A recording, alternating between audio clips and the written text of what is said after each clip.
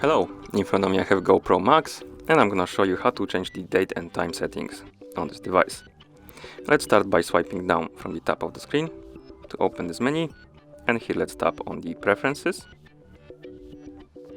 Now let's select the general and here scroll down and we have a time right here. Let's tap on it and now we can change the hour right here on the left side.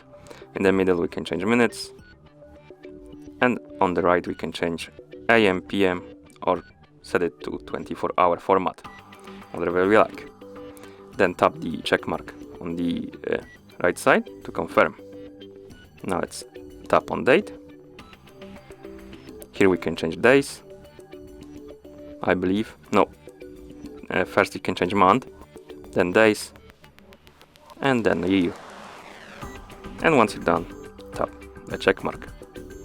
And at the bottom we have date format. You can tap on it and change to the year format you like by just tapping on it, like that. And that's how you change the date and time settings on this device. Thank you for watching. If you found this video helpful, consider subscribing to our channel and leaving the like on the video.